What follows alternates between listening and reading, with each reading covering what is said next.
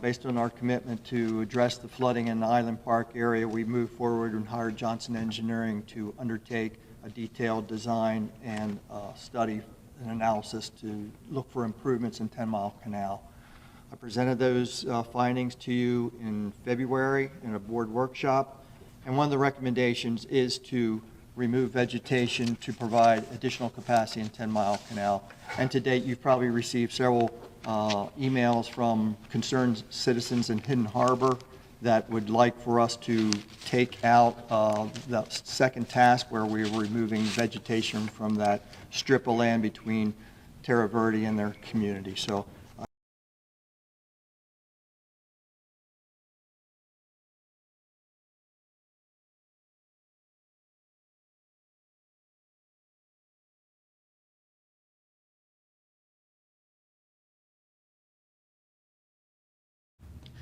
Good morning, Commissioners. David Wallinga, I'm a Hidden Harbor resident.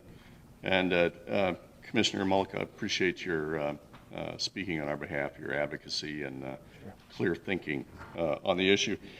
You know, flood control is certainly important to the county, and it is certainly important to the residents of Hidden Harbor to strip away the protections for one part of the county. Seems a little bit short-sighted at this point. Without the necessary study, I would say that permitting having to do with regard to the mangroves is an issue. The manatee habitat is an issue. The wild bird estuary is an issue. I'm not hearing any discussion about this. There was a lack of process in terms of and transparency in terms of, and even Commissioner Mullica said himself, there weren't a lot of details about exactly the extent to which this trimming, as it was positioned, was going to happen. And we're now in a position here where that entire barrier island is going to be taken out. And that just seems short-sighted. I think there are some legal issues here at play that have been overlooked with regard to the mangroves specifically. And we just encourage you all to consider those implications, study it a little closer, stick to a trim and clean if you need to. Certainly would support that, but keep the best interests of the county residents in mind. Hi, I'm Kristen Commissar. I'm actually the person who contacted you originally.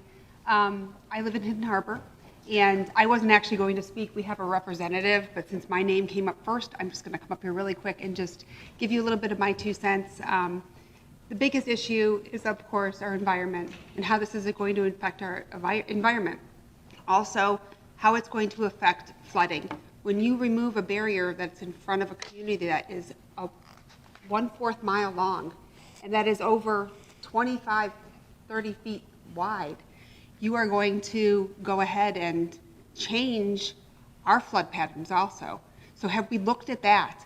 Have we looked at how this is going to implicate us? The water's going to rush in more into our community also. So, and I don't think that's ever been looked at. And in the studies also, when you look at your reviews and the board meetings you've had in the past, you have specifically said over and over again that this study is only going to affect flow, not storms like the ones we've had with Ian and Irma and things like that. It's not going to change that. It's only going to affect the regular flow of water. And as a concerned citizen, with all the beautiful manatee we have back there, we are a manatee protected zone. We aren't even allowed to build a dock in the months of November 1st until April 1st because of this manatee protected zone. We are a quiet zone for the manatee that come. We'll have 30 babies. We have everything that come up that way. So this is a zone, and we protect that, and we all abide by this rules, and we're not allowed to trim or do anything like that. So we're asking you to reconsider. We're asking you to halt the purple zone. Maybe we can come up with a plan like you had, but we've got some speakers back here that are going to also speak. But my request is to halt the plan and not to trim and destroy our 1/4 acre of mangrove forest. Thank you. Thank you for hearing us today. My name is Cindy Ziegler. I live in Hidden Harbor, and our community understands your objection, the purpose of this project. However, we implore you to consider our concerns and postpone the project. We feel these objectives can be achieved without massively affecting the ecosystem that now resides on this Task 2 island.